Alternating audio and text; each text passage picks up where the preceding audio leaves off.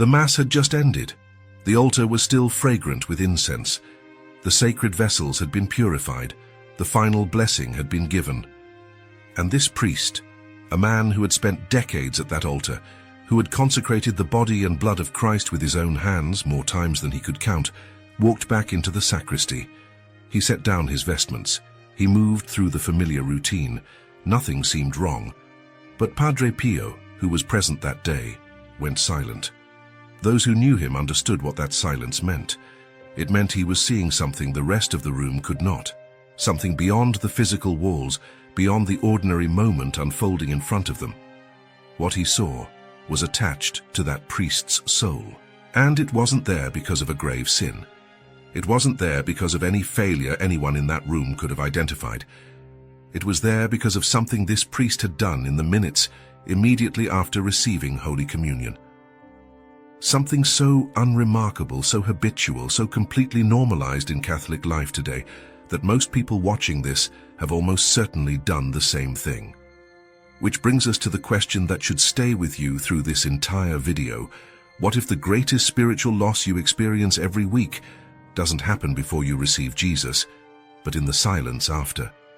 Before we go any further, if the Eucharist is real to you, write in the comments, "Jesus, let me not walk away from you after communion." That's not just a phrase, it's already a prayer. Now stay with us, because what Padre Pio saw in that sacristy, and what it means for the way you and I live our faith, is exactly what we're about to uncover. To understand the weight of what Padre Pio witnessed that day, we need to understand who he was, not as a historical figure, not as a name on a prayer card, but as a man who lived in a kind of permanent contact with the invisible, with realities that most of us only brush against occasionally, in moments of deep prayer or unexpected grace. Francesco Forgione was born in 1887 in a small village in southern Italy. From childhood he experienced visions, spiritual battles, and an intimacy with God that his family struggled to explain.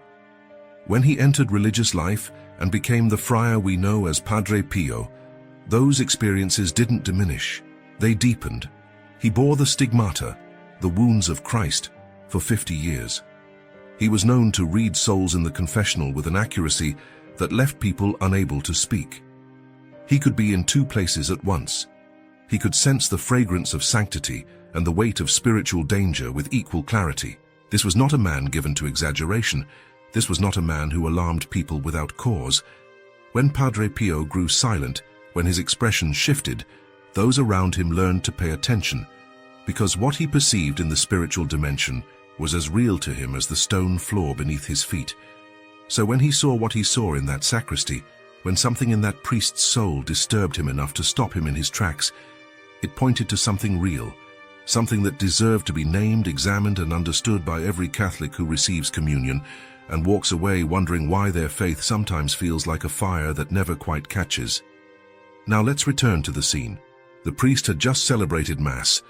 He had stood at the altar, pronounced the words of consecration, and received the body and blood of Christ into himself. By every external measure, everything had gone correctly. The liturgy had been observed. The prayers had been prayed with sincerity. There was no malice in this man, no hidden sin that morning, no deliberate disrespect for what he had just received.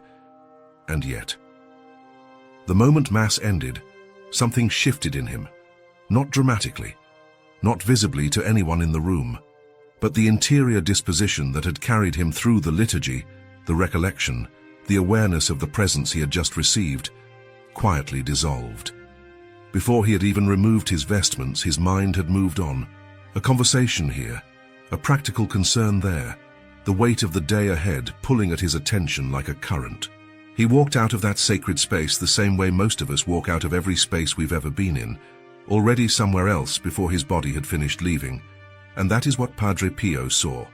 Not a catastrophic failure, not a mortal wound, but a door, left open just slightly too long, through which something that had been given freely and abundantly had begun to quietly drain away. Stop here for a moment, because this is where the story stops being about a priest in a sacristy and starts being a mirror held up to our own habits. Think about the last Sunday you attended Mass. Think about the moment after you received communion, after you returned to your pew, after you settled back into your place? What happened in those minutes? Were you present to what had just occurred, or had you already, without quite deciding to, moved somewhere else entirely? Already composing the afternoon in your head, already aware of who was sitting nearby, of how much longer the Mass would go, of what you still needed to do before the day got away from you? If the answer is honest and uncomfortable, you're not alone, not even close. The Catholic understanding of the Eucharist is not metaphorical. The Church teaches, and has always taught, that in Holy Communion the faithful receive the real and substantial presence of Jesus Christ, not a representation, not a memorial, the actual person of Christ, fully present, body and blood, soul and divinity, dwelling within the one who has received him.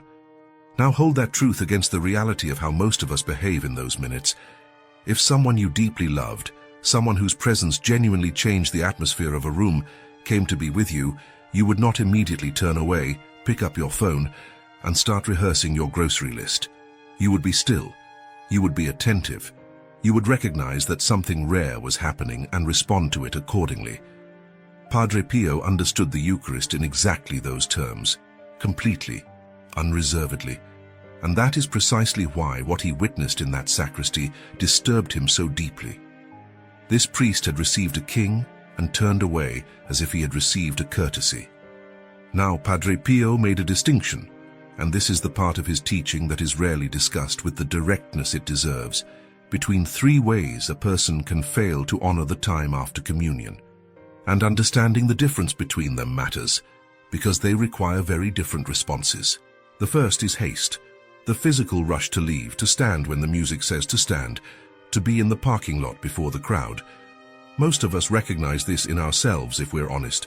It's not malicious, it's habitual, and it can be addressed with something as simple as a decision to stay seated 2 minutes longer than feels necessary, to let the movement around you happen without being swept up in it. The second is distraction. This one is subtler. It's the person who remains in the pew, who doesn't rush, who kneels with their hands folded and their eyes closed, but whose mind is 3 miles away, reviewing the argument from Thursday, planning the conversation they need to have, feeling the low hum of anxiety about something they can't quite name. The body is present. Everything else has already left.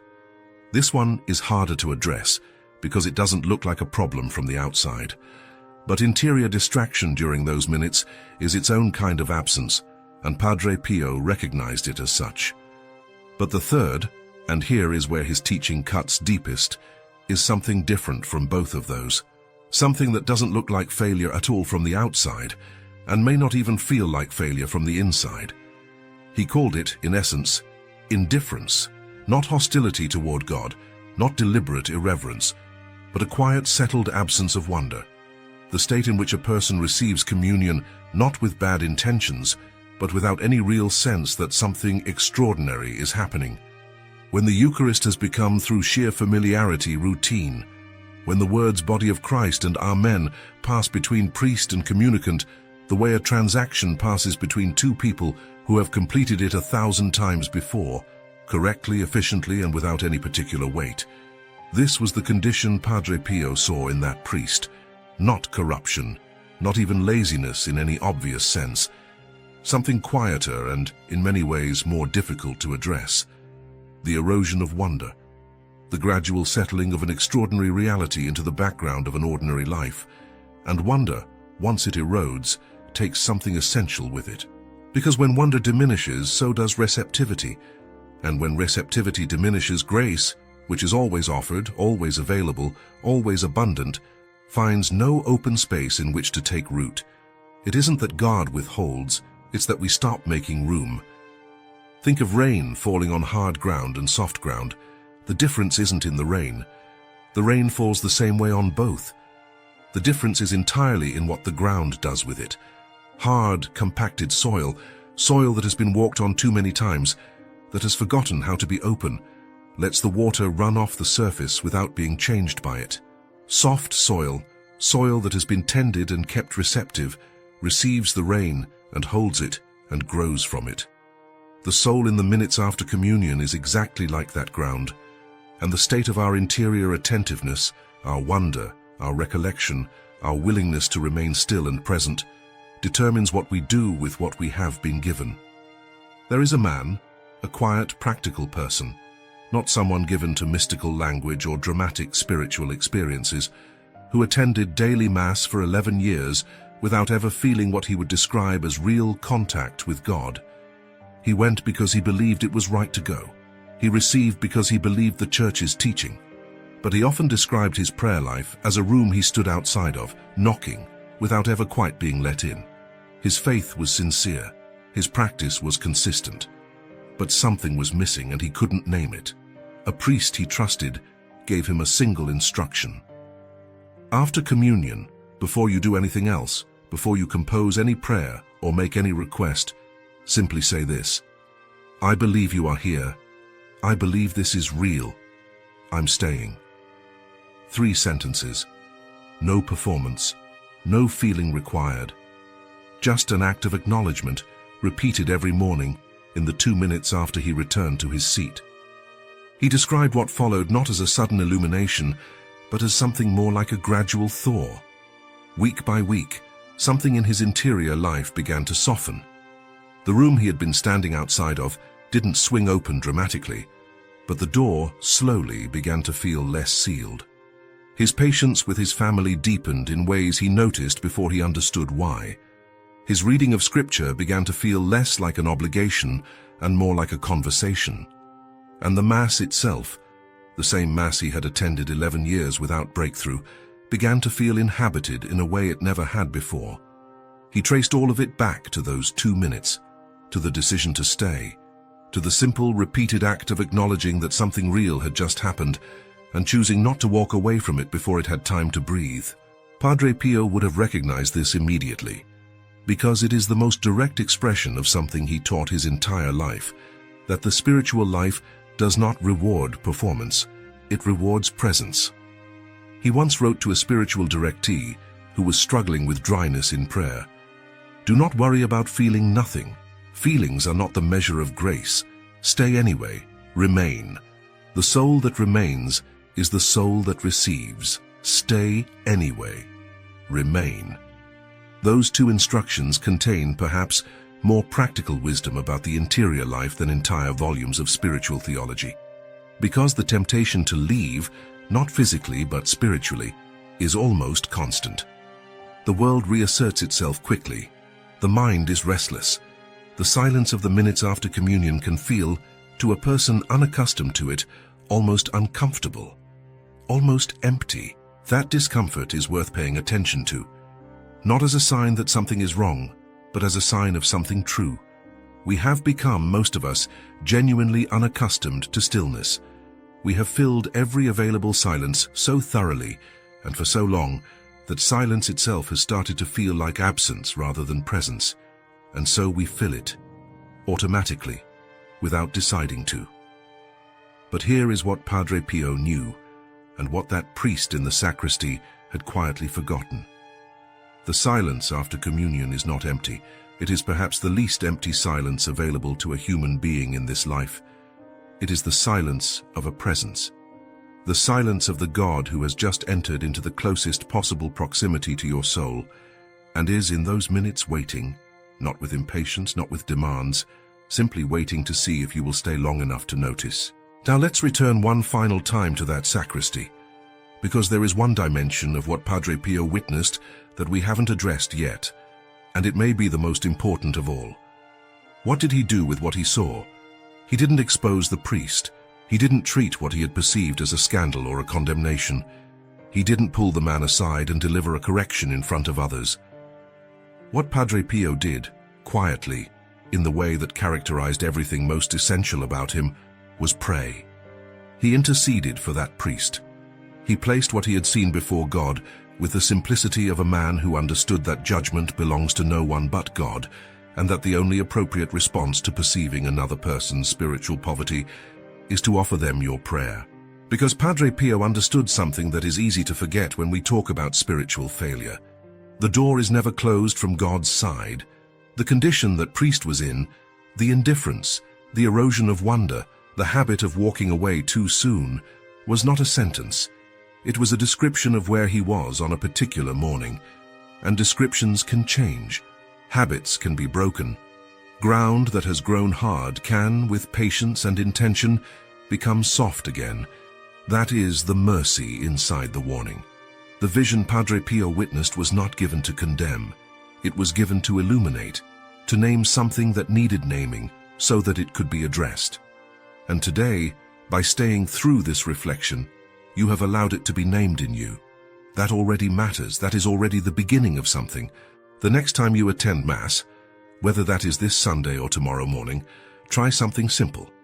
After you receive communion, return to your place and make one quiet interior act of acknowledgement before anything else. Not an elaborate prayer, not a perfectly composed petition, just a moment of recognition. You are here. This is real. I'm not leaving yet. And then stay with that. For as long as feels honest, without performance, without pressure, without measuring whether you feel anything in particular, let the silence be what it is, not empty, but full of something your mind is not yet quiet enough to hear. And if thoughts come, as they will, don't fight them. Just return gently to the awareness of presence. The way you would return your attention to a person you love if something across the room briefly caught your eye. Gently, without drama. Just back. That is what Padre Pio practiced. That is what he taught. And that is what the priest in the sacristy that morning had, without realizing it, stopped doing. The good news, and there is always good news in the end when we are talking about the mercy of God, is that nothing that has been lost in this way is permanently lost. Every communion is a new beginning. Every Mass is another chance to stay a little longer than the last time. Every act of silent, unpretentious presence in those minutes after receiving is a small act of love that God receives and holds, and in his own time and way, returns. Padre Pio once said, "It would be easier for the world to survive without the sun than to do without Holy Mass." If that is true, and he believed it with everything in him, then the minutes after that Mass are not the aftermath of something important. They are still inside it, still part of the same holy movement, still the place where the conversation, if we let it, continues. Stay in that conversation. A little longer each time, that is all, that is everything. If this reflection reached something real in you today, write in the comments, "Jesus, I want to stay with you after communion." Not as a performance, as a beginning, as the first small act of a new intention that you are making in front of others, which is its own kind of courage. And if someone you know receives communion faithfully, but has never heard this teaching, share this video with them. Not because they have done something wrong, but because this is exactly the kind of thing that changes a prayer life quietly and from the inside. And most people never hear it said directly. This community exists because people like you choose to stay. Not just after communion, and here too, in these reflections, in this shared search for a faith that is not just believed, but lived. If this channel has been a place where your interior life has found something nourishing, consider supporting it. Leave a like, share this video with someone who needs it, and if you feel called to go deeper with this community, become a member. Not because we are asking for a transaction, but because every person who joins this mission helps carry these reflections to someone who is searching in the dark for exactly this kind of light. That person is out there, and this is one of the ways we reach them. Remember the words Padre Pio left us: stay close to Jesus, do not be afraid of the silence. It is in the silence that he speaks most clearly. You already know what to do. Now stay.